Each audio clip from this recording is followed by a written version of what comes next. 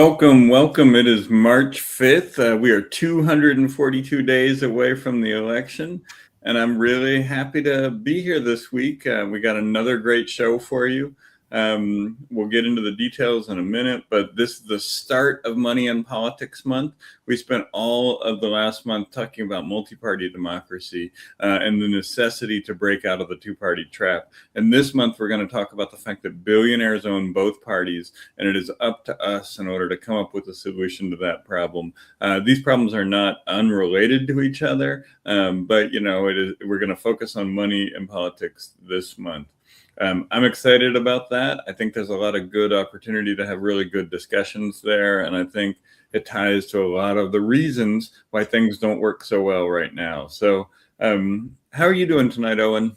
Yeah, I'm pumped to talk about money and politics. You know, when I decided to join the campaign, that was an op-ed that I published in the Baltimore Sun in August about whether third parties could help address the problem of big money in politics. So I think it's a great theme for the month, and I'm excited to talk about that. I'm excited for our guest today and to talk about debate. I'll learn a lot from both of you on that, so it's going to be good. Yeah, it feels like a really good time to make this shift. I think we did really solid work on multi-party democracy over the last month, and really solid work on debate in January, really solid work on multi-party democracy this month. And I think those things stack on top of each other. We're not going to stop talking about either of those things as we go forward, but we're going to add in the layer of money and politics and add in some other things this month. And it feels like, at 242 days out, we're really picking up the momentum and really starting to be able to talk about a lot of issues. And I think one thing that happened this week that I was really excited about was I started to see some places where some of our stuff was spreading to people we didn't reach out to or send press releases to or anything like that. And it was really good to see that, random social media folks that we haven't interacted with sharing our stuff. And that was good. And then you heard on the radio a mention of us the other day. I didn't get to hear the show, but you heard it. Yeah, I love public media in general. I love public radio. I grew up listening to public radio, and I've been kind of like spite listening to WIPR, waiting for them to mention that we exist. And they finally did. Actually, it was Jane Miller, a guest host for the midday show, and was had one of the mainstream journalists on as a guest, and she was talking about the gubernatorial campaign. And right before they transitioned to talking about the legislative races, she said, well, one thing I noticed was that there are a lot of uncontested races, and I don't even know if I've really paid attention to that before. And to be honest, the only reason I paid attention is because I got a press release about it from Andy Ellis, the Green candidate. And I was like, driving my car, I was like, yes, this is the way it's supposed to be. They're supposed to mention us, right? Like those are the rules. And they're mentioning us for the right reasons, that we are contributing productively to the public discourse about the quality of our democracy, not just democracy exists, go vote, but what is actually happening with competition and fairness and giving voters a choice. Yeah, totally. And, when I was in Annapolis this week, one of the delegates on the Government, Labor, and Elections Committee said to me something like, well, you're really here a lot. We appreciate you being engaged. And I certainly do appreciate being engaged. But what I said to him is like, I am running against the two-party system and against the undue influence of money in politics. So I can't think of a better place to spend my time than the newly formed committee in the House of Delegates that is taking on those two questions. And he was like, you're right about that. And, those connections are building. People are seeing us there. And I think, when we say this is a place where we're really able to affect change, we're doing the work in the legislature right now of having the multi-party democracy conversation in a way that I think it often doesn't happen. And I think that's good and important work that is a big part of the campaign. And so I'm glad to hear that it has reached out to Jane Miller. And before thank you, Jane. We should say thank you, right? Yeah, thank you to Jane. And also I'll say, we sent out a press release this week about Andrew Einem joining the team. And we weren't sure when we sent out our newsletter last Sunday if anybody would cover that, but that got picked up in the Maryland Wire and that got picked up in the Maryland Bay News. Both networks are talking about the fact that we are hiring a seasoned labor and political organizer to do that work for us. And I thought that was fascinating that some people were reporting on that. So it feels like momentum's picking up. Momentum is really gaining. And before we get to the testimony recap for the week, I wanted to talk about dogs and Waymos. So when I was in Annapolis yesterday, first thing is, as I was walking in, I saw Waymos in Annapolis, and I hadn't seen them there before. And I thought back to that story we did about the Waymos and how they were coming to Baltimore. And that's in fact why they were in Annapolis yesterday, because they're trying to get legislation passed to allow them to overcome all the things that you said were a problem when we did this story back in December. And there was a Waymo there and reporters and politicians taking pictures with it. And I was like, man, I wish we could do a live on the scene segment here where we're, showing the Waymos and all of that. So that happened yesterday. And the Teamsters were there, I think, testifying against it, right? Raising some tough questions. So good for the Teamsters. I'm a son of a Teamsters member, so it was great to see that pushback from labor. Right. It's not just shots with the press and politicians. Like, it is real policy changes that are going to have real impacts on folks, and it's good that labor is there standing up and doing what they need to do to make sure this doesn't happen in a way that hurts workers. And the last thing I'll say before we get to the testimony recap is yesterday was also Dog Day in Annapolis. So when I got into the House building, there was a person there saying, if you'd like to come see some dogs, they're over here. They were in a special room where you could go see dogs. And there were dogs walking in all day. And also there were police dogs there that were doing some training. Had a weird story where there was they were training with a suitcase literally right behind the chair I was in. Anyway, it was strange. But through all of that, I got a trading card from one of the police dogs, and so dogs, Waymos, a whole bunch of stuff happening in Annapolis yesterday. Heck yeah. Well, let's get into it. Let's talk a little bit about some of the testimony that you were giving. So the first one is a campaign finance bill, HB 1405. What can you tell us about that, Andy? Okay, so this bill, HB 1405, takes the ban that exists on sitting legislatures, from sitting state government elected officials, from raising funds during the legislative session, and applies it to everybody during the legislative session. So anybody who was running for state delegate, anybody who was running for comptroller would not be able to raise money during the 90-day legislative session. It applies to everybody except you and I. It has an exemption in it for people who are in the publicly financed gubernatorial program. So I cordially thanked everybody on the committee for a bill that looked out for us and made it so that we were the only people who could raise money during the legislative session. I assured them that I understood that was a result of me showing up in their committee so much. But really, I think it's a policy-focused exclusion in order to encourage people to use that program. So I used that opportunity to talk about the fact that that program is really not designed well right now. So the maximum amount of money that we can raise per person is $250. Our opponents can raise $12,000 per person. So that's a 48-to-1 ratio on the maximum donation for the public finance program. And if they use their slate, it's 18, right?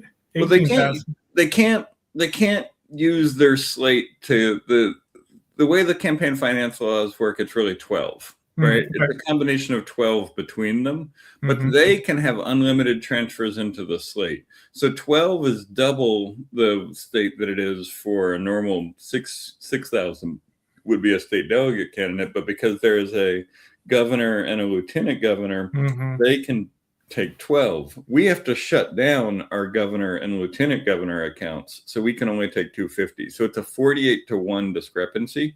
So I really use that testimony to make that point to them. I think that the other thing is incumbents win 80 to 90% of the races. And this is a bill that I think maybe is well-intentioned, but I think it's the kind of thing that would only seem like a good idea from people who are currently incumbents, right? Like, incumbents have huge structural advantages, and this is one place where they're disadvantaged. And leveling this playing field by having everybody apply to the ethics rules that they have to apply to, I think it's just bad policy and bad democracy. So, yeah. I mean, to be clear, the reason why incumbents who are currently serving in state government can't take money during the legislative session, which is pretty short, is to avoid the appearance of direct pay to play on specific bills or legislative maneuvers or amendments, right? There's like some cooling down period, right? They have a bunch of fundraisers right before the start of session. They have a bunch of fundraisers after session. They have a fundraiser on their birthday if it's not during the legislative session.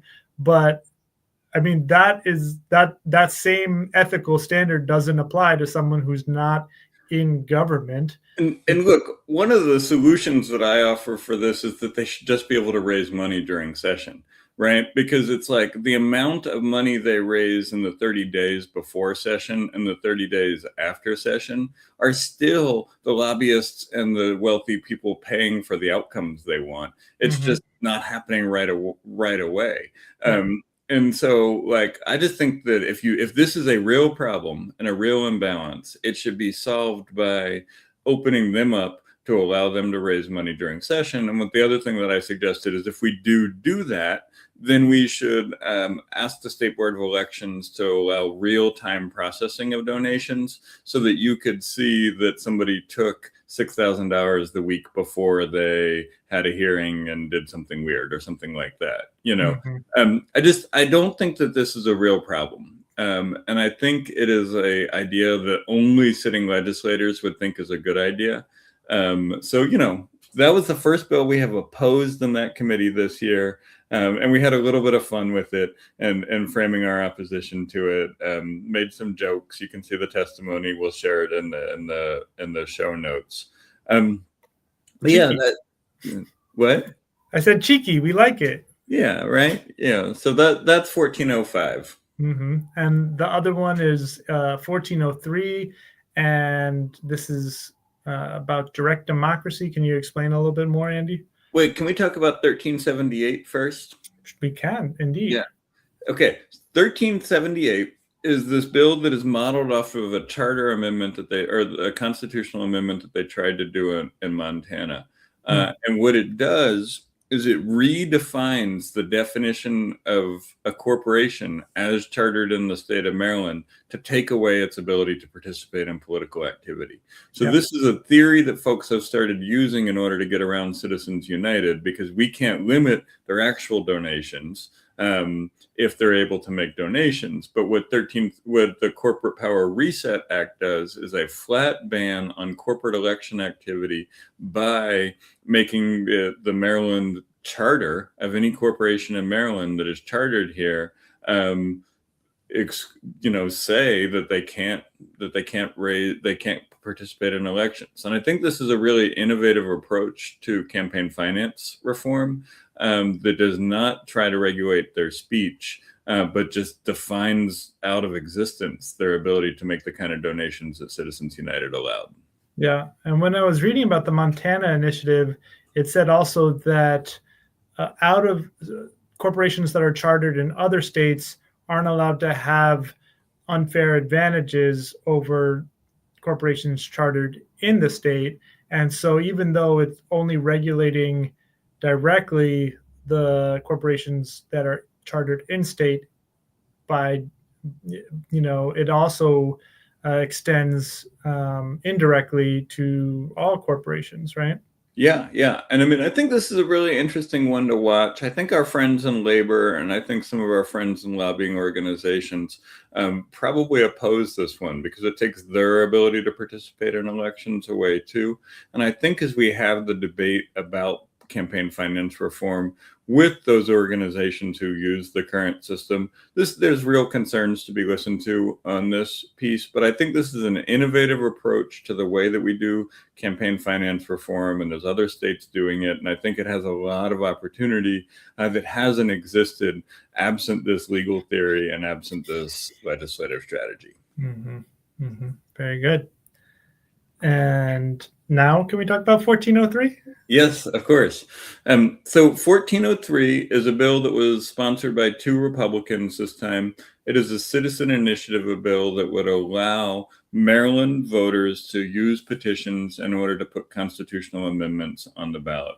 This is a core part of what we see as grassroots democracy, and it is an issue the Republicans have been arguing for a long time here in Maryland. There's a reason the supermajority Democrats don't want to have this. They like having a monopoly on putting constitutional amendments in front of the voters. And that's, we talked about this a little bit before with HB 979, which is the Constitutional Convention bill where we are trying to reform it so that it makes it more fair and equitable to call a constitutional convention. This bill would give a third path, which is citizen petition or resident petition. And it's interesting because this bill is often championed by Republicans, but the case that I made in favor of this bill is things like ranked choice voting, redistricting, or the kind of campaign finance reform that exists in HB 1378 oftentimes does not come through Democratic legislators being able to pass it. Instead, it comes through ballot initiatives and things like that. So I think there's an interesting sort of bipartisan support for this type of thing, but not enough support in the middle. But I don't often think that people make the case for why the progressive left should support this as well. And I know you have some folks in Michigan that are working on some of these types of things. And I think that we need to have a strong progressive left using petition campaigns in order to get the kind of things on ballots that oftentimes deep blue legislators won't put on ballots because they like the arrangements that they have right now. Yeah, and I think also legislators may not realize how freaking hard it is to do statewide petitioning, right? It is really, really hard. It only happens when there is popular support for something and when there is a really energized base of people working to get those signatures, right? So it's if people are worried about kind of, flippant constitutional amendments through this path, I think that is the exception and not the rule, and there could be some kind of safeguards put in place. But I think it would be really great if Marylanders could organize to change their constitution without going through gatekeepers. Yep, and in 14 of our counties, this is allowed right now. We had Hiro Hadgu on earlier in the show. He is organizing a petition campaign in Howard County in order to apply divestment and ethical investment principles. And if we have, it's kind of ironic. In the counties that make up the Democratic majority in the General Assembly, each and every one of them has charter amendments by petition. But they won't do it at the state level, even though each of their counties has it. And so part of my effort on this time was to frame it as something that is in their interest as well, not just a Republican bill or not just an independent bill, but something that actually helps many of the Democrats who are on that committee get their projects that they have worked on for years and years some momentum, because they stall too. Just like the Republican projects stall in a lot of cases. Yeah. And I wonder if your experience working to defeat the first ever charter amendment in Baltimore City, which you worked on with Christy, who we had on the show, and a whole coalition of folks.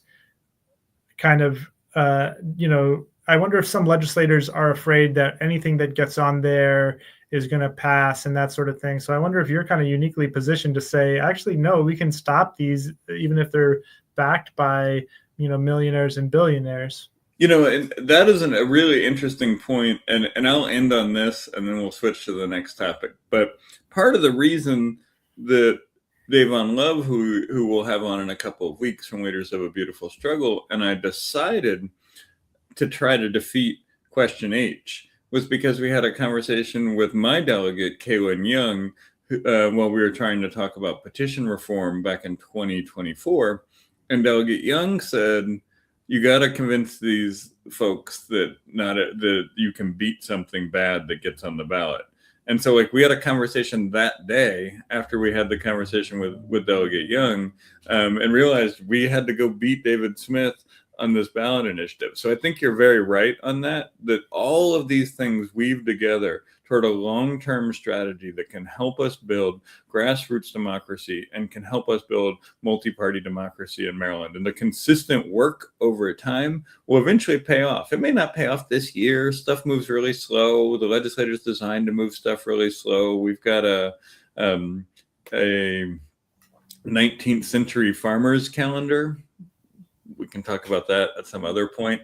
Farmers and watermen, right? Right. Who the 19th century farmers, quote unquote, were, because I imagine that they were not actually mostly doing the farming, if we understand the makeup of Maryland in the 1800s. We'll talk about that later. But I think all this stuff ties together and is part of a serious multi-year effort that this campaign is part of in order to reframe how Marylanders think of the democracy that we have and the tools that are available to us.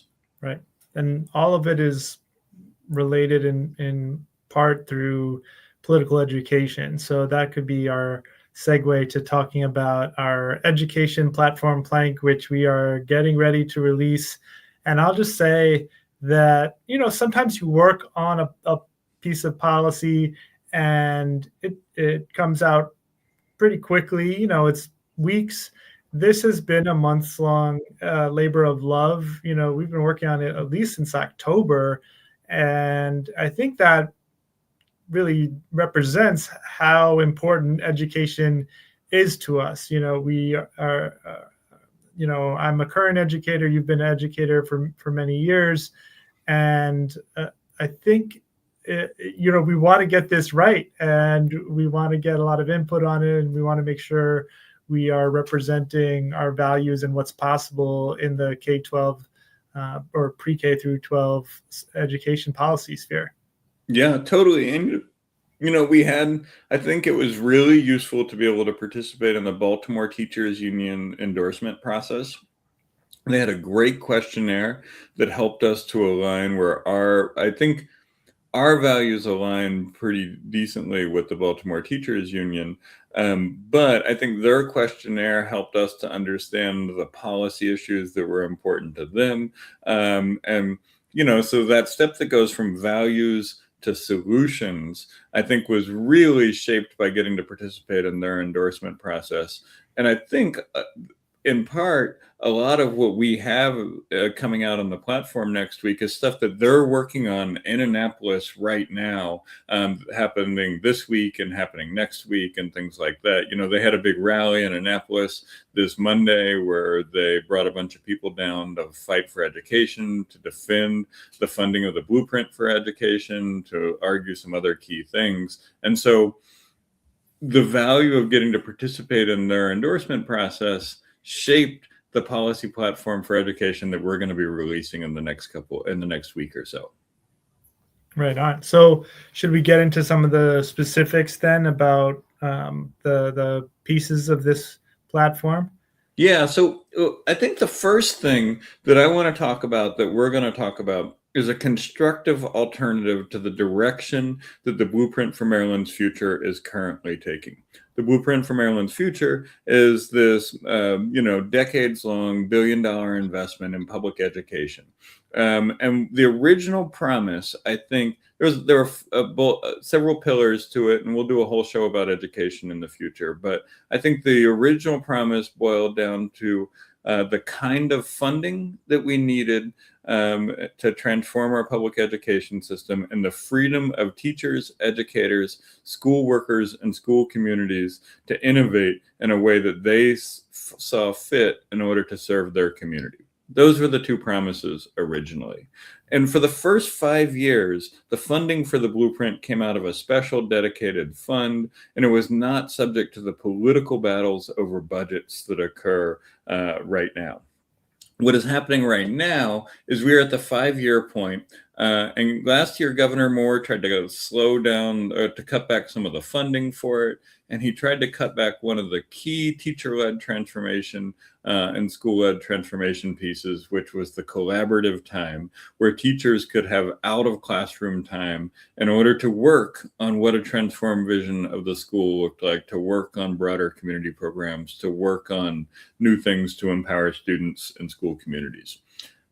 This year, there is a checkpoint for the Blueprint, and it is being, and the recommendations that come back from that checkpoint, which are consulted out to NORD, which is a research organization at the University of Chicago, are going to set the future for the next 5 years. And what I see happening is constant fights over the funding that was promised, but significant controls on the way that programs are funded, the way that best standards are applied, and things like that. This is what the consultant NORD is there for. And so what I think is going to happen, what we're going to see is that the next governor is going to be presented with a series of plans which are going to say, in order to allocate this amount of funding, programs have to go through these pre-approved channels. They have to go through these best practices, through these nonprofits and things like that. And so the next governor is going to have a huge choice about how the end of the Blueprint goes. And I think Wes Moore is going to use neoliberal, nonprofit complex austerity programs in order to tie the money and to programs that take freedom away from teachers and schools. And we are going to say, no, fulfill the promise, give the money, and give the freedom to the educators, the schools, and the communities to innovate in the way that they see fit. That's a real key piece of it that I think is going to be really important and is going to frame the whole breadth of what the education debate looks like over the next year. There's a lot of details to that, but I think that is the framing device where we will be different than what they are saying.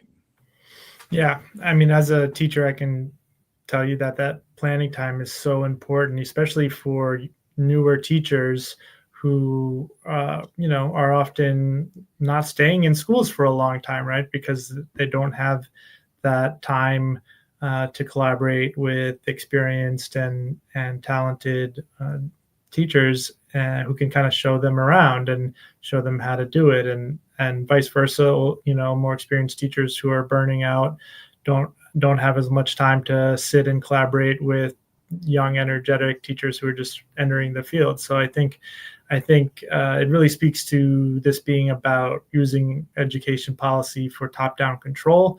And it's a little bit of a bait and a switch, right? There was you get the resources and you get the flexibility.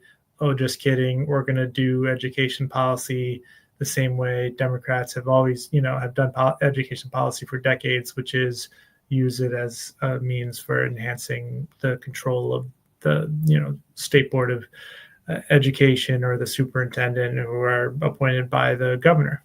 Yeah. And I mean, I think what we're going to see on this is the governor and this nonprofit consulting organization that he has contracted with saying, let us handle the thinking about how you should teach. You need to go and teach, right? And so I think they're going to try to shift, which was originally teacher and school-based collaborative time on how the school should run, to the nonprofit industrial complex and the university industrial complex. And so they're going to say, we just can't afford to have you have 2 periods off while you think about the way the school should run. Let us go to this national group and let them tell us what the best practice is about how your school should run, so that you can stay in the classroom teaching our scholars. That's what they're going to say. Right. And so we need a governor and an administration that is going to fight back against that tendency, because the original promise was, we're going to give you the money and we're going to give you the freedom to figure out how to make it work. And that is what the people who are in the schools need. And we need to fight for that. And we need to make sure that we're in the debate to articulate that point. And we need to make sure that it is not lost when the governor says that he's fully funding the blueprint, that at the end of this year, there's going to be a review that is going to suggest taking away power from teachers, schools, and communities, and giving it to centralized offices in the state, centralized offices in the counties, and consultants in the nonprofits and university industrial complex. Mm-hmm. And I think that wrestling for power piece speaks to another plank of the platform that we're rolling out, which is increasing pay for educators and also granting public sector teachers the right to strike, which is such a fundamental right of labor. Yep. So let's talk about the first one. There is a bill in Annapolis right now called Education Support Professionals Wage. And this is talking about setting a minimum wage for the people who are not teachers. It is talking about the people who are the school support staff, the people who do other things in the building. And this bill would set their wage at $25 an hour. It would set their wage at $25 an hour as a minimum wage for that group of workers. We absolutely support this. Teachers, principals, students need a whole group of support staff, and oftentimes those folks are left out of the discussions about education, but they make education work too, and we need to give them the kind of wages that they can count on to raise their families and have good, durable jobs. In addition to that, we also need to make sure that their jobs are not outsourced by AI, that their jobs are not given away to AI, that their jobs are not given away to subcontractors, that their jobs are not outsourced. Those are things that an organization like NORD is going to suggest in order to save costs, and we need to protect their wages and protect their rights as workers. And so there's bills in Annapolis right now. There's a Senate bill and a House bill on this particular question, and we're going to watch them. One of the Senate hearing was this week. The House hearing is next week. And so we just need to make sure that we have those things on our radar as things that we need to watch. Yeah, absolutely.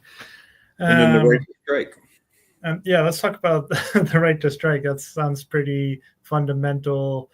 If you have a union without the right to strike, it really, Maryland, some unions in Maryland have done admirable advocacy for their members, have done admirable bargaining at the bargaining table, but the third leg of that stool is, and probably the most effective, is withholding labor as one of the strongest possible negotiating tactics and advocacy tactics. So the fact that, Maryland public sector workers in general don't have that is really telling about the history of the Democratic Party in Maryland over the past 90 or so years. Yeah. So, public employee rights to strike, HB 1492 is going to get heard this week. And it is a core element of labor power, just like we wouldn't tell, well, we would, but just like we shouldn't tell people who are trying to change a business practice that they don't have the right to boycott. We shouldn't tell labor unions that they don't have the right to strike. Interestingly enough, the same day the right to strike bill is going to be heard, a bill is going to be heard that takes away the ban on boycotting Israel that is in current Maryland law. But I want to go back to the right to strike. There's a lot of effort that is going on around this right now. DSA, PSL, Some of the more radical groups are organizing around it, but so are many of the unions and so are many of the progressive organizations. And this is a big and important piece that is necessary for those labor organizations, for those public employees to have the right to strike. They don't have it right now in Maryland, and they need to have it. It's an absolute must. And if it does not pass this year, we will show and if we win, we will show the Democrats in the General Assembly the power of a strike, because we will refuse to sign any of their bills unless they give public employees the right to strike. And so it is going to be that and citizen initiative are going to be two things that we're going to say to the General Assembly. If you do not pass these, we will veto everything you send us. You can use your veto override and override all of that stuff, but we will not pass anything you send us if you don't give our public employees the right to strike and give our voters the right to petition something under the Constitution. And, so I think these things all tie together. And next week we'll be putting out the education platform soon, and we'll do a whole show about education. I think there's a whole lot to talk about here, and I think our platform that's going to come out next week is going to show our experience in this, our connections in this, and our groundedness of the people who are in the schools, in the communities, doing the work. There's a lot to talk about here. Again, I think there's 8 planks on the platform, but it's really good stuff. I'm excited to talk about it more, and I can't wait to share it with you, with everybody. Anything on this before we get on to our guest tonight? No, let's welcome our guest. Excellent. So our guest tonight is Dr. Steve Llano. He's an associate professor of communication studies at St. John's University. He's the author of How to Watch Presidential Debates Without Losing It, Making Rhetorical Lemonade from Political Lemons, printed in 2025. He teaches presidential debate, public speaking, debate practicum, and he lectures internationally on rhetoric and argumentation. Steve, welcome to the show. Hey guys. Hey, I should say long-time listener, first-time caller. Yeah. That's what I think I should say. I really like the show, and it's great to be on here with the future governor and lieutenant governor of Maryland. Yeah. And so, you were hanging out backstage. You got to hear a little bit of what we were talking about. Hope some of that resonates, and, we think we'll get into some of those themes tonight. And I'm just real excited to have you here. You and I have probably known each other for, I think, since the late 90s at this point. Yeah. It must have been, because I came up to the University of Rochester in 2001, moved from my job as a high school teacher in Texas, and arrived in Rochester, New York at my new job on September 7th, 2001. Okay, so that was a crazy time to transition across the country, and I didn't know what was going to happen. Nobody did, but yeah. So I was telling somebody the other day that you and I, coached college debate together in the late 90s, and they looked at me like I was very old. Yeah. I will, the next time I see them, I will tell them, actually not that old. It was the early 2000s. That's right. Yeah, that's right. Right on the cusp. Right on the cusp. All right. Well, you two have known each other for a long time, but for some of us who aren't as familiar or are more recently acquainted with your work, tell us a little bit about yourself and your work, and then also how you ended up writing a book about presidential debates. Yeah, sure. So I live in New York. I don't live in New York City anymore, but my university, St. John's University, is in New York. I was born in Arkansas, grew up in Texas, and that's where I discovered debate, which led to me to all the answer to all these questions here. I was in high school, and my high school debate coach, Patricia Sawyer, who actually lived a long life. She just passed away maybe like a year ago, was like, you have to do debate. And it was just her initiative that got me on this career path that I'm on today. I'm a rhetorician. I'm a rhetorical critic. What does that mean? Well, rhetoric is kind of a bad word. We hear a lot about empty rhetoric and heated rhetoric, and we've heard a lot in recent campaigns. The New York mayoral campaign, there's like, we got to tone down the rhetoric. It leads to violence. And so rhetoric's kind of a bad guy. But rhetoric for me is simply meaning making. How do we all look at the same text or the same symbol and come up with wildly different understandings of what it actually means? And that's kind of what I spend my time doing. Rhetorical criticism is the way we write and we do scholarship, which is where we take these moments of controversy and we say, how can all these meanings be derived? And they're not to find one that's more legitimate or illegitimate, but to find out how people construct and what they look for and what they see.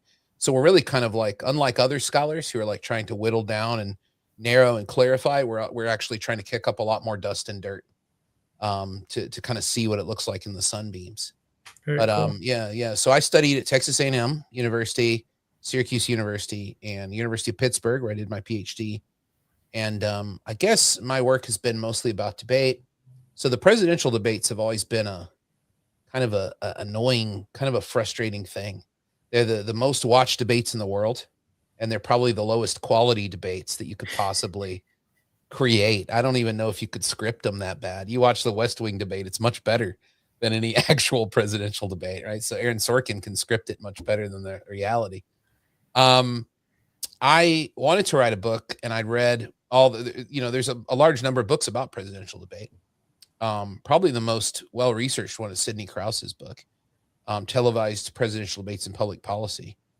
And that book has a lot of good information in it. But the theme I saw across all these books was they were all just sort of dragging presidential debates, just be very negative about them. And I was like, well, maybe I could write something that could help. And the book came about because I was doing research with the C-SPAN Institute, which is at Purdue University. And they gave me a small grant to work on using their video archive, which is an extensive video archive of public affairs that a lot of people will go to YouTube. But you should really go to the C-SPAN library, everybody, because you can search for any congressperson, anybody who's held office, and it has a great search engine. It'll show you all the times they spoke on the floor of the Senate or the House, and you can really look at it. It shows their voting record. It's really great. A very valuable resource for a rhetorician, because here's all these speeches, and they don't edit anything. So I looked at that, and my original interest was looking at smaller campaigns, congressional races, and state races, to see how those debates went. And I came up with a rubric of kind of how to look at them. And that rubric I applied to some public writing I did. It was with a group of ex-debate coaches who were doing comments on presidential debates. And I came up with this rubric, and people really liked it. I presented it at the C-SPAN Research Conference. They really were positive about it. So I decided to make it into a book. And the book is like, sure, these are bad, but they're not really going away. They're kind of baked in to the way we do politics. So maybe I can give people a helpful way to make sense of them and to turn them into something positive that you could use to talk about politics at work or with your family or friends, which is getting harder and harder to do.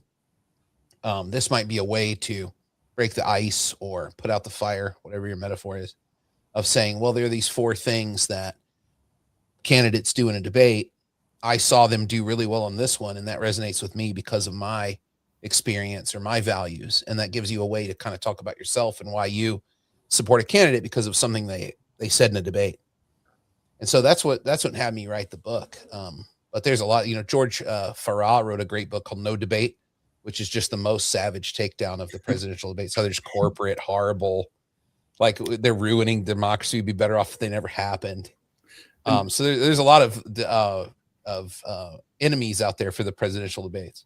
And I think that transitions well to asking, like, how did we end up with this political debate system that we have, and what's broken about it? You said a lot about how a lot of people are criticizing it, and so how do we get here, and why does it not work? Yeah, so the current presidential debates are really the work of 3 people. I could say burn it down to 3. Well, I don't know if it's 3 people. It's the Senate of the time, but it's mostly Adlai Stevenson is the person who starts it. Adlai Stevenson ran for president in the 1950s, governor of Illinois, and he ran for president 3 times. The 3rd time, he didn't even really get very many votes in the convention. He tried to be like a last-minute nominee in 1960. John F. Kennedy got that nomination. But after that, they asked him if he would write a piece about what he sees the future of presidential campaigning to be. And he was kind of like grumpy about all the things he had to do. He really hated primaries. Because he's like, why do I have to go to Wisconsin and drink cranberry juice in front of the media? Like, why do I have to drink orange juice in Florida in front of the media? This is beneath the president. The president should be talking about national issues. It's very Whiggish, right? It's like very Whiggish. Like we should only be talking about the nation. Who cares about state interests? And so he said, now we have this medium television, so we should be having regular broadcasts of national concerns. That could be a discussion, they could be a debate. He was kind of ambivalent about what position they take, but he wrote 2 long national newspaper articles, and it was enough to get so much public interest that the Senate convened hearings about how they would go about doing this for the 1960 campaign. Now, the reason they had to convene that is because there's a big, powerful law. It's been really eviscerated in recent years. And I actually don't think the law has a lot of teeth left. I don't know who would enforce it after the last election, but it's Section 315 of the Federal Telecommunications Act of 1934. And it's the equal time doctrine is what it's often called. And what that means is if you're a broadcaster and you sell TV time to a candidate or give it to a candidate, you have to give it to every other filed candidate. Not legitimate, but everybody who's on the ballot gets that same amount of time at that price.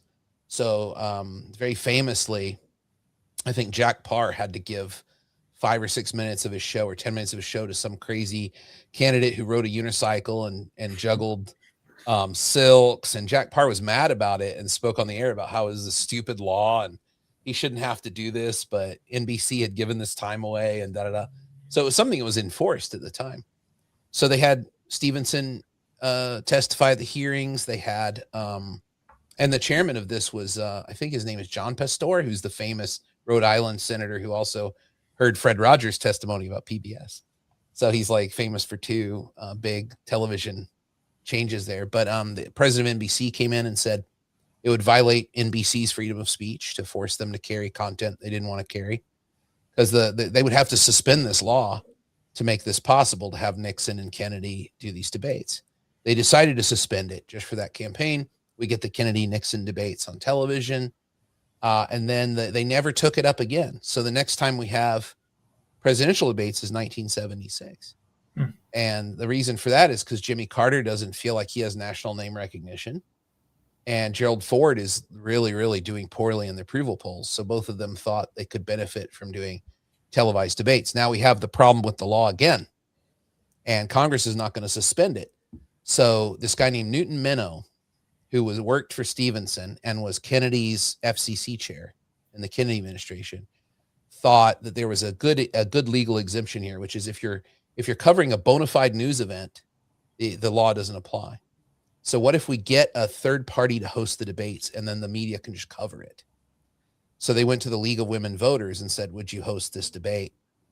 And the League of Women Voters were very eager until they realized that they were like kind of kept out of the room, and the parties negotiated the rules. The parties negotiated everything. The pool cameras were shared by the networks, and the League of Women Voters kind of was like, we don't get a lot of say about this. And later on, when they flexed their muscle and they had a debate in 1980, Carter, Reagan, and then John Anderson, who was an Ohio, kind of a libertarian, independent candidate. They invited all 3 of them, and Carter said he wouldn't come. And they had the debate anyway with the empty podium. Very bad optics. And of course, Reagan and Anderson are like, we can go on and on about our disagreements, but the guy who really needs to answer the questions chose not to come. Like, it was really, really bad. And so at that point, the parties were like, no more League of Women Voters. So Minow and, was he from Illinois? Okay. I thought he was from Ohio. But the League of Women Voters were cut out. Newton Minow created this organization called the Commission on Presidential Debates. It's still around, still exists. And from 1988 on, they've hosted all the debates and put all the debates together. What does that mean? They've given the 2 parties control over everything that happens through these private documents called Memoranda of Understanding. You can go and look at them in presidential libraries. Some of them, they're very, very big documents that cover everything from the colors that could be worn, the temperature of the room, the colors of the floor, how many cutaway segments you can have. That is like showing when a candidate's speaking, showing the other candidate. And these govern the big national 2-party race. So the Commission on Presidential Debates is a fundraising body, really, or an organizational body. They don't have any experts in speech, debate, argument, or politics on it. It's former newsreaders and former members of Congress who serve on it. And they really got, I mean, now it's kind of like crazy. Now we have this system where I think it's going to continue to be bad, but, you know, CNN and ABC just decided to do their own debates and violate the law. And who's going to sue them? You know, like who's going to enforce this? I think under the Reagan administration, there were a lot of rulings that happened in the courts that kind of took the teeth out of Section 315. But you know, Jake Tapper and David Muir, they had their debates. No one really said anything, but they followed the same rules as the commission, and the commission had to cancel all their debates and pull back all their debates and all that money. So it really hit the commission hard. And I don't know what the future of the Commission on Presidential Debates is going to be. But Newton Minow is the guy who set that up. And that's why we have the format we have. I call it commission format. And it seems to be well accepted by all the journalists and everybody. And it's not very good. But I think it's going to stick around regardless of who's, you know, pulling the levers behind the debate. Wow. I'm letting that soak in. That was a lot of good history. Mm-hmm. So you also teach a course called Presidential Debate. You know, I was a poli-sci and history undergrad major, so I would love to take that course. What does debate access mean for democratic participation, and what do voters lose when candidates are excluded in the ways that you've just described? Yeah, there's a lot to say with that. I think a lot of people have what I would call debate fatigue. And they often will watch they'll watch a commission debate to look for a big mistake. They want to see somebody really mess up. There's this term in presidential debates called the gaffe, the gaffe in the debate. I don't know if journalists still use that term, but it used to be used all the time. And that came from Gerald Ford answering a journalist question in a League of Women Voters debate in the 76 debate, where he just denied that there was any such thing as an Iron Curtain. And he was like, no, every Eastern European country sets they have their own government. They're independent of the Soviets. And the journalist is just kind of laughing. And he's like, are you sure that's what you want your answer to be? And he's like, oh, yeah. That's exactly how it is. And it made him look really bad. And so since that time, campaign managers try to avoid having their candidates debate. They don't want the candidates to debate, especially incumbents. They really like, why should incumbents have to debate? They've already proven themselves with the voters. Why should they have to do it? Ford wanted to do it because he was just so down in the polls. But I think that when you have access to debates that are structured properly, you get all kinds of great. You get an opportunity to really identify with different arguments that you see up there, and you see a place for yourself in politics. I think that's the most important thing. Because I think right now people watch it and they're just like, oh, all these people are idiots and they're just giving their canned responses. And this is exactly what I thought they would say. And it looks kind of like, you know, like a paint by number. And I think a lot of people would rather have kind of an impressionist painting. They'd rather see something like that happening rather than paint by number. Like, you know, yellow is number 7, you know, it's going in number 7. You kind of know what they're going to say. With Trump, it's kind of been upset a little bit because Trump kind of really pushed the commission and showed the commission has no rules. The moderators couldn't stop him talking. They weren't sure if they could turn off a microphone. When the Trump campaign challenged Steve Scully as the moderator for the third debate, they just canceled the third debate.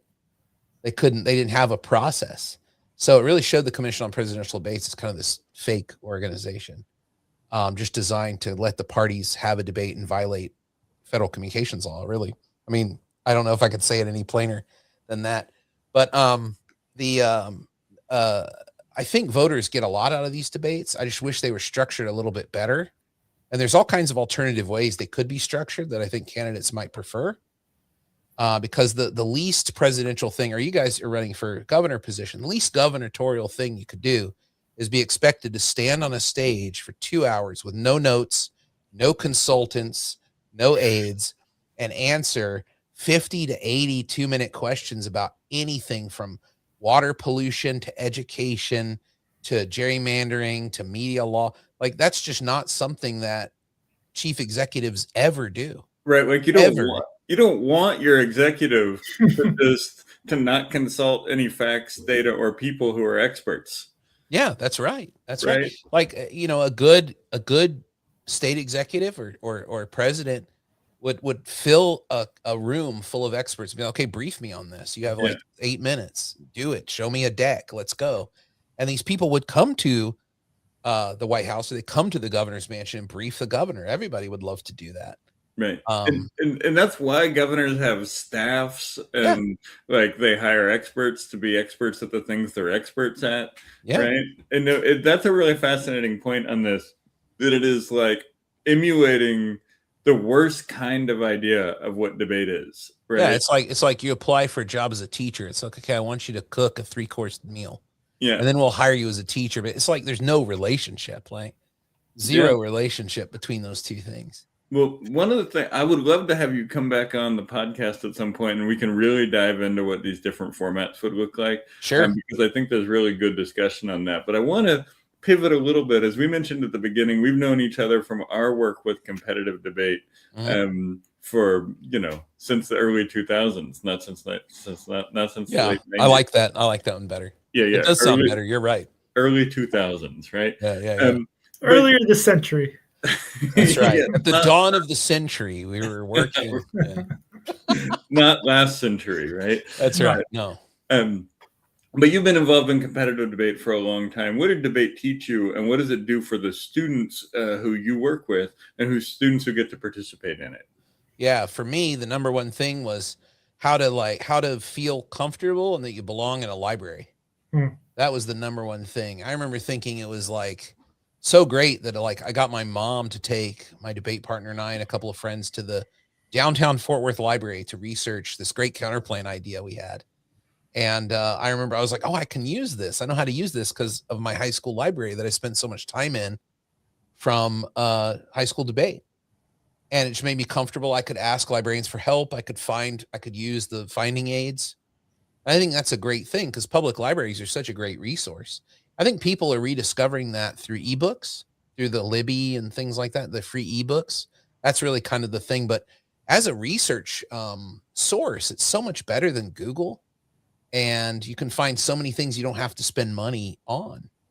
I think that was the number one thing for me. The second thing was confidence, and that it's okay to share an idea that you didn't realize was bad.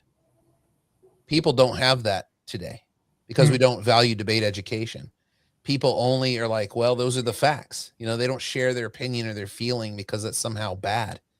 It's like, I can only share facts. I can only share the true information. We have it backwards. It's like you find the facts and the true information, then you go debate.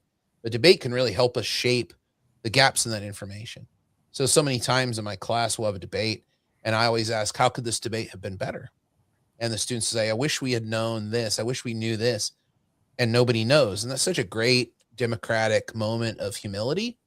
I think it's just kind of beautiful. And it shows that, oh, well, we don't really know the best answer here. Maybe we could go research this. And I think that's a great thing too. I think another thing is debate gets really interested in policy formation and policy in your community. And you start to think of government as a useful tool for addressing a lot of issues that you might think are bad, instead of just saying, oh, everything's going to hell and like the kind of the cynicism. But I think the cynicism about politics is benefiting somebody. I'm not sure exactly who it is, but to say we have a democracy and then everyone go, yeah, but the companies run everything. Yeah, the millionaires run this kind of cynicism. We can't do anything is encouraged by not having debate education, which gives you the kind of the confidence to intervene and say, well, what do you think? What do you believe? I don't think that's right. Here's why. And people just don't want to do that because they're afraid of being wrong. I don't think you can be afraid of being wrong in a democracy. I think you kind of have to be like, oh, thanks for proving me wrong. Like kind of a weird kind of, we're not anywhere close to the attitude yet. But I think that was what was good for me in it.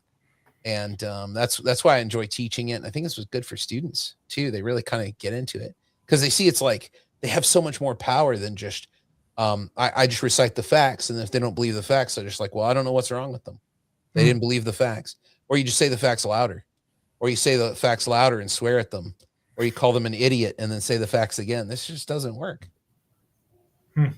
Well, your point about debate education and its relation to democracy lands really well, because we're calling for universal debate education in Maryland public schools, elementary through high school, funded statewide.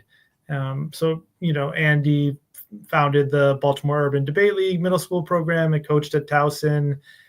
What would it mean if every kid in the state had access to that? Does that mean we have like lots of little Andys running around? Yeah. Oh, yeah. That would be the dream, right? That'd be great. No, I think we'd have a lot more. I think we'd have a much deeper wellspring of public opinion and ideas about how to address the very complex problems, very kinds of wicked, complex disagreement that we have. We'd have a lot more tools, a lot more energy to address those things, instead of just saying, well, I'm just not going to talk to Uncle Jim anymore. He's crazy, which is kind of that's our only option now. I'm just not going to talk about politics with that part of the family. And that hurts us on so many different levels, to not have those tools, to be able to advocate or to ask questions or to evaluate evidence. Just so powerful. It's great. I always thought if I ran a school, what would be the classes that I would require? And I always thought Latin, chess, debate, and then maybe now I'm thinking internet literacy. But those were the three that were the big ones. I always thought typing was good too, because I'm a touch typist, thanks to taking typing in high school. And it saves me so much time, because I can just, I have a book and I want to add a paragraph to something, I can just go. And I think it's an insanely powerful thing. If you want to see the power of debate in making advocates, I think you look to the Stoneman Douglas High School kids who had the horrible shooting. And then a lot of them had debate in the curriculum, not like tournament debating, not like going off for the weekend. They did some of that, but it was just a class everyone had to take. And a lot of those people, I think her name was Emma Gonzalez, a lot of these people, they became incredible advocates who could speak in front of people and share incredibly well-formed arguments about what needs to be done about gun violence, what needs to be done about school shootings. And they really captured a lot of people's attention and interest, and they became these very important symbols and figures in that public debate. I think that's what you get. You're going to get just more of that multiplied across. And now you have so many students. I see it all the time in New York City, walking out of class and protesting. But wouldn't it be great if we had a few students who could stand up and speak in front of a crowd in a public park and say, here's why we should oppose ICE. Here's why ICE is bad for democracy. Here's why. It would be great to hear those arguments. It's just very powerful. It's just a very powerful proposal. And the interesting thing about it is debate is not expensive. Like, people think it's expensive. It's not. It is not expensive to teach debate the way you guys are proposing how to do it. I think it's great. And it gets cheaper when more people are doing it. It's only expensive when your neighboring school is not doing it and you have to drive several hundred miles in order to have a competition. But if you have it at every public school and every university and every community college, it's very cheap then, because you can serve a lot of students broken down into pairs of two if you have centralized density of people participating in that activity. When we ran the middle school program, we served almost 1,000 kids in the first year. Yeah, that's amazing. With 14 schools, right? But that's because teams of two make it so a lot of people can participate. You don't have to make a team. Any team of two can participate. You don't need to have a team of 5 or a team of 10 or a team of 45. 2 kids at a school can make a debate team, or 40 kids at a school can make a debate team. And it costs, there's a difference in price between those two things, but it's not 20 times more to serve 40 kids than it is to serve 2 kids. Yeah, that's exactly right. It's like one of the most bang for your buck educational things you could have in the school. And another thing to add on to that, I think debate education is extraordinarily important as AI gets folded into daily life. Yeah. I think that becomes a really important firewall against, that's kind of a bad pun, but it's like a good fire break or a dam or some kind of an emergency. Firewall, that works. Firewall is good. I know. Yeah, it actually works, right? I don't know. It left a bad taste in my mouth, but I think it's good for that, because then people, right now we have people being like, is that AI? Is that AI? But then we're not really sure what to do with that, except either to reject it or accept it. But somebody with debate background could say, well, in this case, this is why AI is inappropriate. Yeah, and I mean, I And think in this case, AI is helpful. And that kind of like moderative approach, I think it's just very powerful, especially with something that is going to be kind of hoisted onto all young people yeah, when they enter the workforce. It's just going to be there. yeah, yeah. I don't think there's anything that's going to stop it. I mean, maybe I'm wrong, but I think it's going to be a great firewall for that. So this is Yeah. another reason to support it. You know, and I mean, I did a whole Green Party Eco Action Committee panel about AI, and I think like the ability to say, here's how we should use it, here's how we should be suspicious of it, is directly informed by my debate experience. Mhm. And you know, I think your point about libraries is really good. Our civic engagement platform calls for doubling the library budget. That's great. Along with universal debate education, along with more public debate on public television, along with more participatory forums and things like that. But one of the things that we call for, that I know we've talked about a lot on this show and that you submitted expert testimony for, was HB 101, which is the bill to open publicly funded debate stages to all qualified candidates here in Maryland. And as a scholar of this stuff, what is your take? What does it get right? And is there national significance to a bill like this if we can get it passed in Maryland? Yeah, no, I think it's a great idea. I think it's an amazing, great idea. I think that there's really nothing to fear here. You have a bunch of third-party candidates. I don't know how many it would be on the stage. You get a 2 or lot 3 most years. Yeah, 2, 3, maybe 4. It's not that many. And people are kind of scared about, oh, it might be so many people. How would we? I mean, I would just say, look at the primary debates in any presidential year. You have like 12 people up there.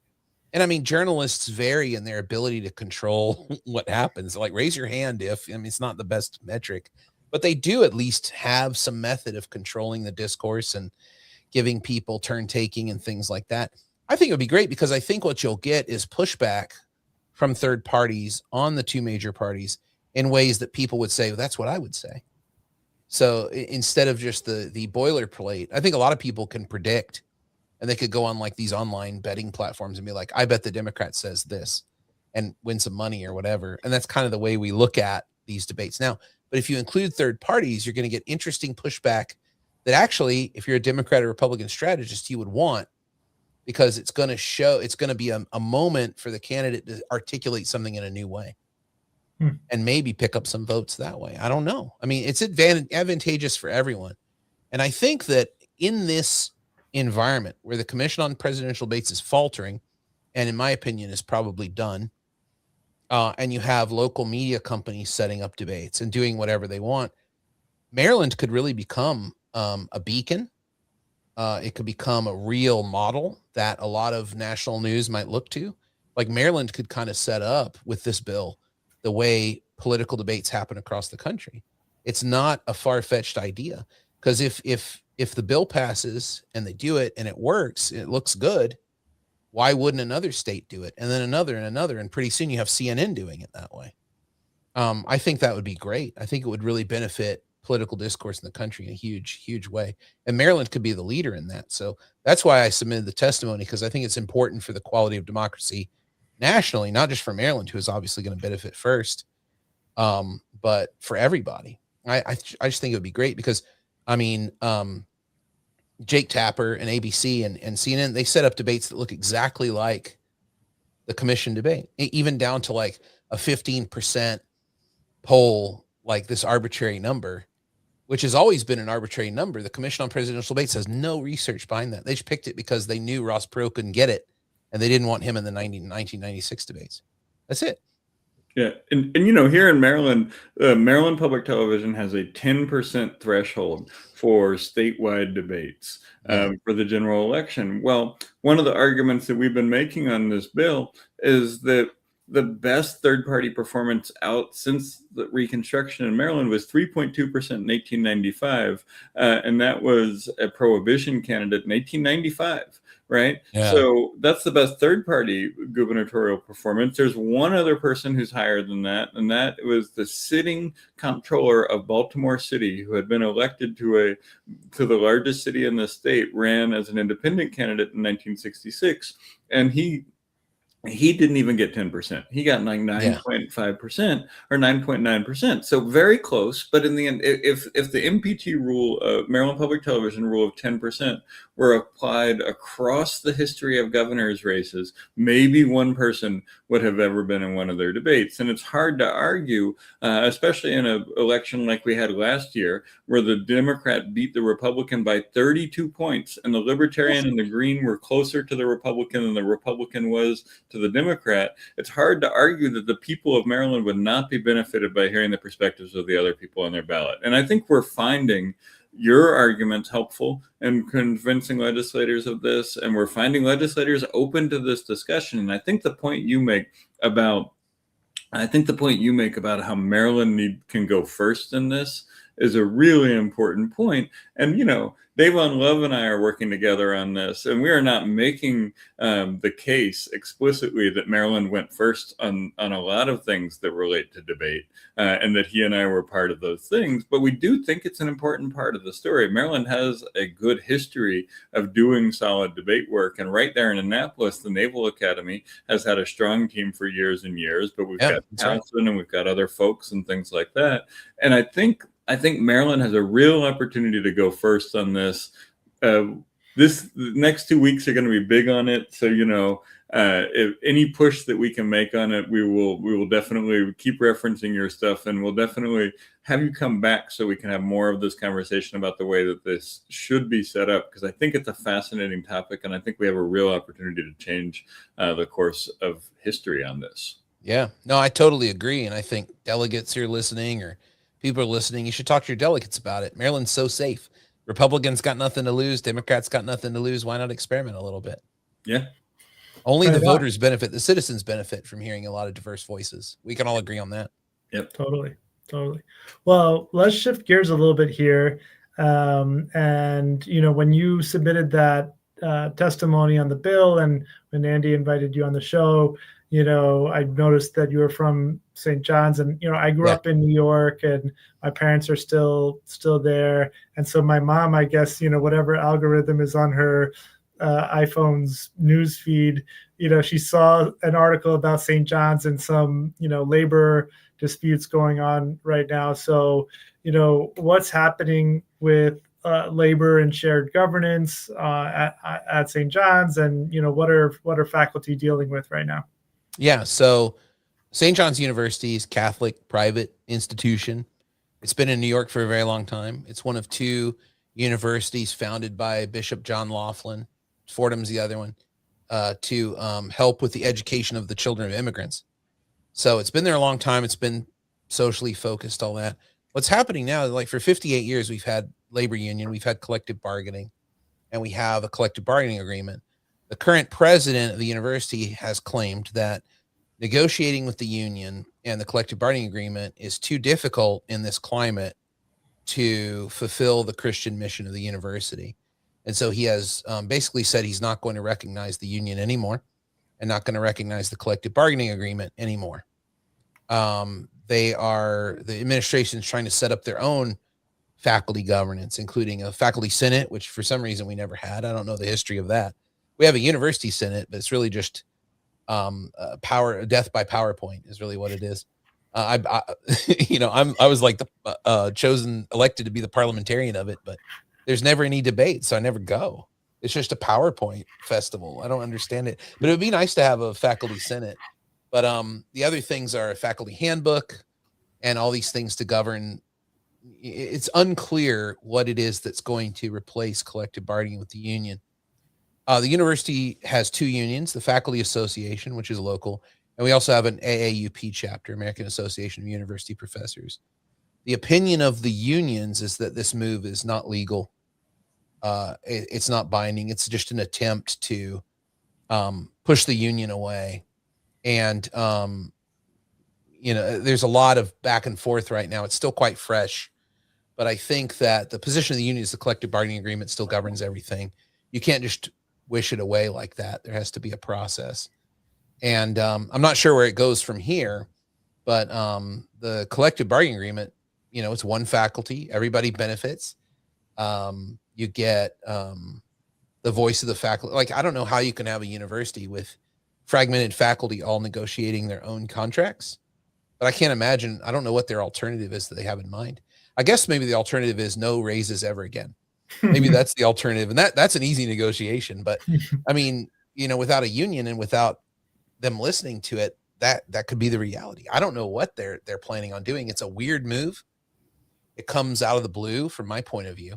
I'm not union leadership. I don't speak officially for the AAUP or the Faculty Association, but it's a strange move. And it's very strange to say that the people who are your front porch people, they're like interacting face to face with students, probably more than anyone, are the people who are in the way of fulfilling the mission of the university, is a strange argument to me. I don't know what the evidence is for that. We haven't been shown any evidence for that beside the opinion of the president. Yeah, it's almost as if the president never learned how to construct an argument and build research in a debate program. It's not fair, though. I feel bad because it's not fair. He's a philosophy PhD and I have a rhetoric PhD, and there's just no contest. Yeah. Like the history of philosophy is like rhetoric's terrible because and they never really can close. Rhetoric's like, oh, well, we like to talk to all kinds of different kinds of people and wiggle room and context changes. And I don't know if he's comfortable with the context changes and negotiation and the situation. He's probably not comfortable with that as a philosophy professor. His background. Well, we hope this ends up working out for you and your fellow faculty, because it does sound like it probably benefits somebody, but not any of the students, faculty, staff, or, people who work there. There's probably somebody who benefits. There's always somebody who benefits. There's always somebody who benefits. I'm not sure who it is in this case. I do think that from a rhetoric point of view, this is kind of fear appeal stuff, that the university is not going to survive the economic turmoil, the changes in our culture. And so the idea is universities need to lean down and focus on what kind of degrees actually lead to jobs. There's nothing wrong with that, except when you go and look at the evidence, most people are working in a job that has very little to do with their degree. Yeah. When you choose a degree, you're choosing an interesting set of problems that you want to play with for 4 years, 5 years, or 6 years. I don't want to, I don't know how long it takes some people to graduate, but you pick an interesting major like theater or sociology or the humanities, and it gives you a set of constructive engagement tools for any problem you find. The ability to articulate it as a sociological problem or a philosophical problem or a economic problem, and then see what comes to bear when you name it that way. And that benefits you, whatever line of work you go into. That's the tool set that companies really want. They don't actually want somebody with a degree in business, right? Because like nobody's doing business. They're doing business on a specific thing. There's that great scene from the Rodney Dangerfield movie, Back to School, where he's like grilling the economics professor. He's like, no, it matters exactly where we build our factory and exactly what we make. Like you can't do, and the economics professor is trying to talk in generalities. It's like a very funny scene, but it kind of proves the point that comfortable with context, comfortable with like the mismatch, comfortable having that confidence to go out and say, hey, I have these abilities. I can solve a problem. Here's how. I mean, liberal arts is really what they should be doing, but I think most universities are pivoting towards this like strange kind of business pre-4-year HR screening for some corporation. It doesn't make any sense to me. Yeah. So for some robot, right? They're trying to prepare people well for the robot HR staff that are gonna hire, and the robot HR staffs are gonna be like, "Did you take this course?" And it's like, but you're right. We need that pushback. We need liberal arts. We need debate. Yeah. We need all of this stuff that we've talked about tonight. This has been a great conversation. Well, I'd love to have you come back on the long form version of the podcast and we can get even deeper into it. But how do people follow your work? What can viewers do right now on Debate Access? And how do people stay in touch and find your book?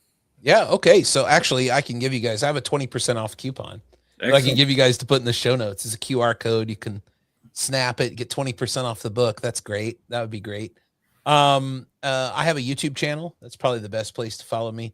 YouTube.com/Steve Llano, all one word. My podcast is there, In the Bin. I've been doing for 18 years off and on now. It's a debate podcast that I started with George Fitzpatrick, who's a St. John's debater, that we started to get the fun of the talking between debate rounds and make that the entire podcast is kind of was the vision. But people still listen to it. I can't believe it. It's been a long time. So that's on there. And then I also have a Substack like everybody else, sophisticsteve.substack.com. I post my thoughts on there from time to time. And that's it. And I have a page on academia.edu, which is all my published scholarly work. That's pretty good if you have insomnia, works like a charm.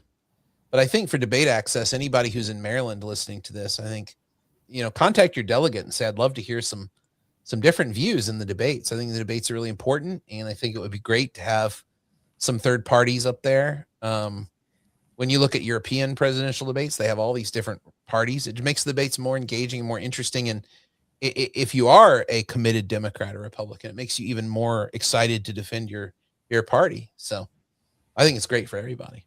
That's what I would say. Excellent. Thank you, Steve. I really appreciate the opportunity to break this down with you. I really appreciate the wisdom that you're bringing to this. It's not just we want to be included in the debates because it benefits us. It's we want to be included in the debate because we want to shift the culture in a way that allows this type of thing to be regular and to allow our politics to have good civic engagement and to allow people to hear fully formed ideas. And I appreciate the work that you have done in order to provide an intellectual basis for us to make this argument. It has been helpful when we're talking to legislators. It has been helpful for me to think about. And this discussion, I think, has opened up my way of thinking about it even more than I already was. And I really appreciate the opportunity to engage with you on it. Anything you want to say before we wrap this up? I just say it was my pleasure being here. Thank you, guys. And go green. Excellent. Thank you, Steve. We appreciate it. Yeah, thank you, guys. Have Take a good care. night. All right. So what did you think about that interview, Owen? I have a lot to think about. That was awesome. Yeah, I think there was a lot to think about there, and I love these like Thursday nights where we are diving into this stuff with people who really know their stuff. It always inspires me, and it leaves me thinking we are on the right path on a lot of these things, and we're putting the right people together. And all of this stuff interconnects. I think the part that I took away from it was his focus on the libraries and how much the libraries are an important part of this process. And that is why we are talking about doubling the library budget, making sure our schools have the resources in order to support programs like debate, making sure that our teachers can run those kind of programs if they want to run them, and that it's not getting set from some nonprofit in Chicago that the governor has good relationships with. Nothing wrong with that nonprofit in Chicago. I'm sure they do good work, but teachers in Baltimore should be setting policy for their school in Baltimore. Teachers in Cumberland should be designing after-school programs for Cumberland. Teachers in Salisbury and PSRPs in Salisbury should be setting what works for them. And I think all of this begins to tie together. And I think Steve really helped to bring that connective thought, theory, and philosophy to help us do that. Mm-hmm. Mm-hmm. Well, I mean, we talked a good deal about HB 101 there, and we got Steve's take on it. But what other updates should we talk about before we close out tonight? Yeah, so I mean, the next 2 weeks are going to be really important for HB 101. The 17th of March is the sort of day that we're focusing on right now, and it is the day that we really have to get to. We really have to get to a point where the bill gets out of the election law subcommittee of the Government, Labor, and Elections Committee. We really have to figure out how to get to get the bill moving. We've had really good conversations with legislators.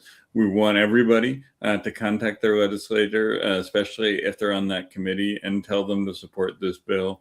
Next week we're trying to make the case that it should get a fair hearing.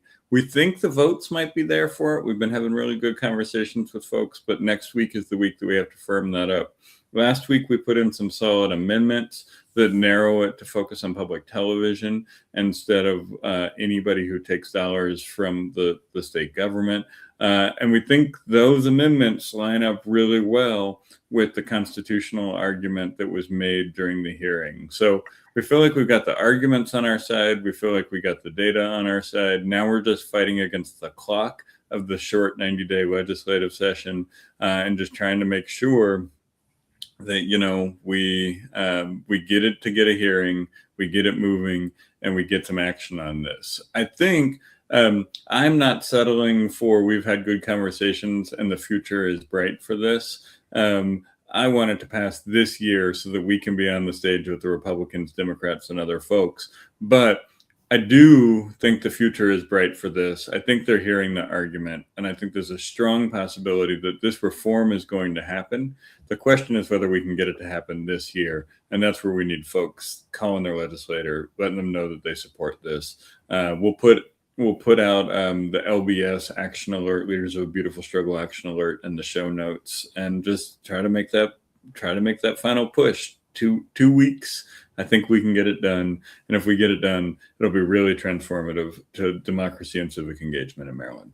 Yep. And if you're listening now and, you know, don't want to go back and check the show notes later, I think it's mdelect.net, right, where you can enter your information, enter your address, and find out who your delegate or senator is. Although I imagine a lot of the folks watching live probably know who their reps are in Annapolis.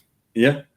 And then the last thing I want to say is we really, now that we have Andrew on board as our new people lead and volunteer coordinator, we've turned back on the volunteer page. And so if you are interested in helping out, go to www.gogreen26.com/volunteer and just, you know, sign up. Andrew will be in touch and we'll figure out a way to be able to make sure that you can plug into the campaign. We didn't have it on until we had a coordinator, because there's nothing worse than taking volunteers and not being able to respond to them. If somebody's like, yes, I want to help out, and we don't have the time to respond to them, that's worse than not having it open.